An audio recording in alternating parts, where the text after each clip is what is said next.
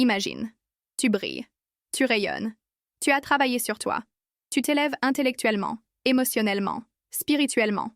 Et pourtant, plus tu avances, plus certains hommes s'éloignent. Ils fuient, ils se ferment, ils te rejettent sans raison apparente. Et là, une question brutale t'obsède. Suis-je trop? Trop intense? Trop libre? Trop entière? Et si la vérité était tout autre? Et si, comme l'affirme Simone de Beauvoir, ce n'est pas toi le problème, mais le monde qui ne supporte pas ta lumière? Bienvenue sur Pilule Rouge Féminine. Si tu veux vraiment comprendre pourquoi ta force dérange, pourquoi certains hommes ne restent pas face à une femme accomplie, abonne-toi, laisse un like, partage cette vidéo et surtout commente. Ce que tu vas entendre peut changer ta manière de voir les relations pour toujours. Dans Le deuxième sexe, ouvrage fondamental publié en 1949, Simone de Beauvoir ne se contente pas de décrire la condition féminine.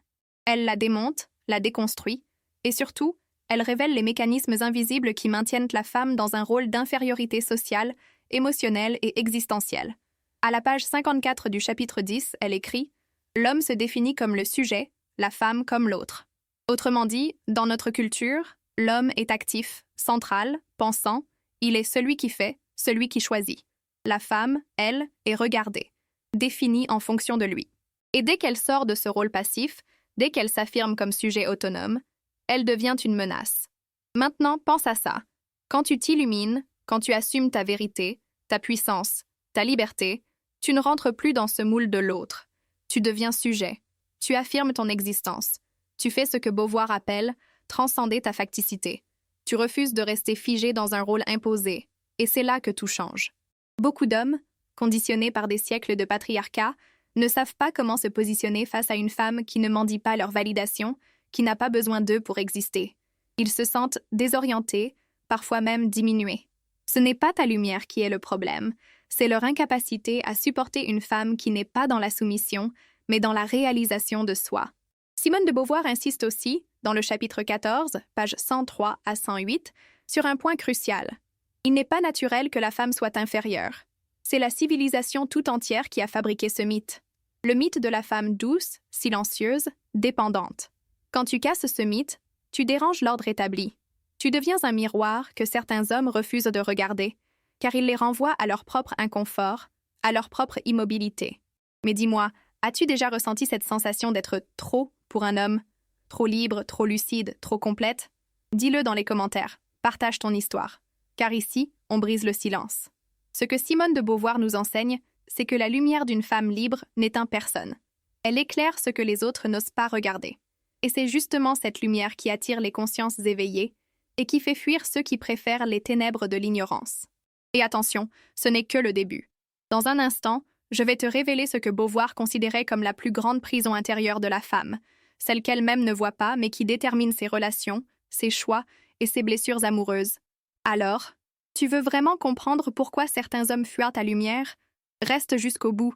La dernière partie de cette vidéo contient une vérité si puissante qu'elle peut littéralement te libérer. Simone de Beauvoir, dans son analyse radicale de la condition féminine, va bien plus loin qu'une simple dénonciation des inégalités visibles. Elle met en lumière ce que peu oser nommer la complicité inconsciente de la femme avec sa propre oppression. Oui, et c'est là que les choses deviennent dérangeantes. Dans Le deuxième sexe, chapitre 15, pages 121 à 127, elle explique que la femme a été tellement conditionnée à se définir par le regard de l'autre, l'homme, qu'elle finit par désirer sa propre soumission. Elle écrit « On ne naît pas femme, on le devient ». Cette phrase célèbre n'est pas juste une formule. Elle révèle un processus d'asservissement invisible. Une femme qui commence à s'éveiller, qui se libère des attentes sociales, qui se choisit au lieu d'être choisie, provoque un séisme dans les fondations de la relation traditionnelle. Et ce séisme fait peur. Imagine une femme qui ne cherche pas à plaire, mais à être. Une femme qui ne demande pas, mais qui décide. Une femme qui ne séduit pas pour être aimée, mais qui attire par sa vérité brute. Que se passe-t-il face à une telle femme? Beaucoup d'hommes, nourris au modèle dominant, fuient.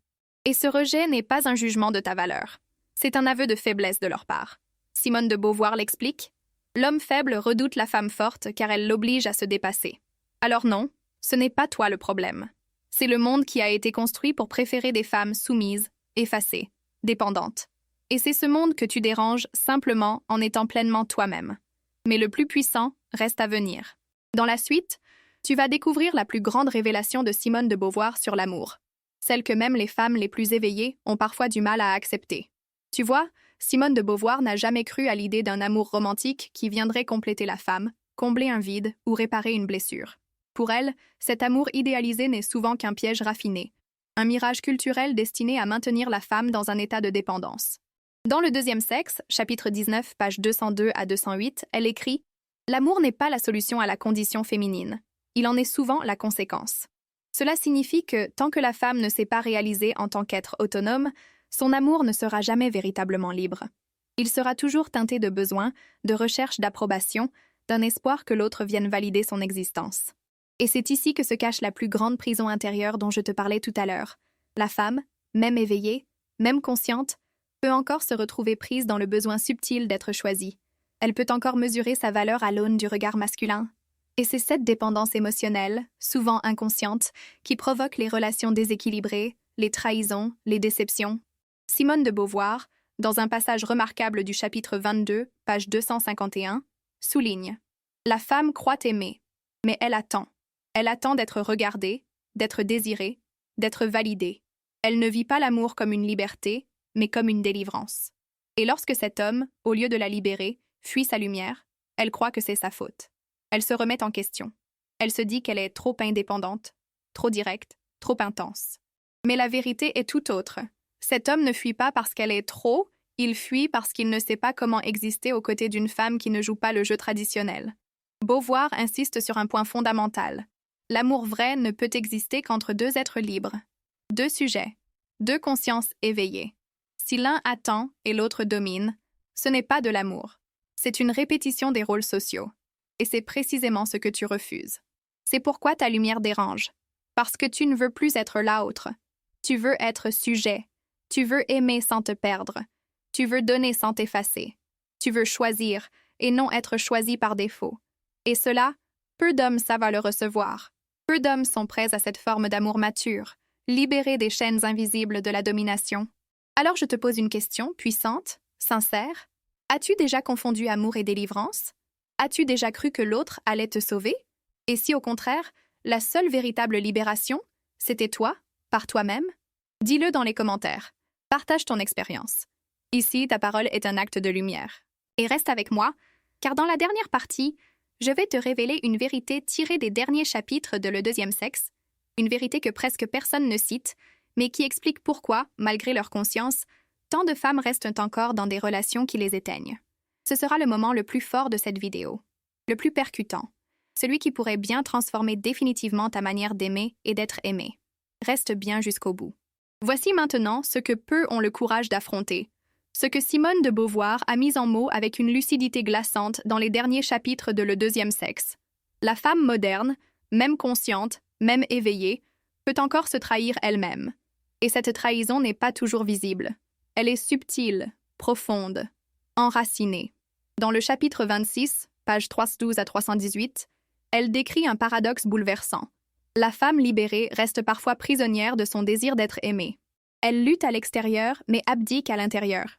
Ce que Beauvoir veut dire ici, c'est que même les femmes fortes, puissantes, indépendantes dans la sphère publique, peuvent, dans l'intimité, se réduire à nouveau pour ne pas perdre un homme.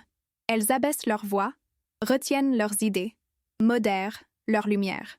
Elles deviennent plus petites qu'elles ne sont vraiment, par peur de déranger. Et cette peur, elle ne vient pas de nulle part. Elle est le fruit de siècles de conditionnement. La société nous a appris à croire que la réussite d'une femme ne vaut que si elle est accompagnée, qu'une femme seule est suspecte, qu'une femme qui brille seule est forcément incomplète. Et c'est là que se trouve le piège final, le plus perfide. La lumière intérieure de la femme commence à faiblir, non pas parce qu'elle n'est pas assez, mais parce qu'elle pense qu'elle est trop. Mais Simone de Beauvoir nous invite à une toute autre voie, une voie audacieuse, une voie presque révolutionnaire. La femme doit apprendre à se choisir, même si cela signifie perdre des hommes en chemin. Elle écrit, dans l'ultime chapitre, page 337, « L'authenticité ne se négocie pas. La femme doit risquer la solitude pour être libre. Ce n'est qu'alors qu'un amour égal peut naître. » Cette phrase est essentielle. Elle révèle la clé que beaucoup cherchent. Tant que tu ajustes ton intensité pour plaire, tu n'es pas toi. Tant que tu restes dans une relation où ta lumière doit être tamisée, tu n'aimes pas, tu te diminues.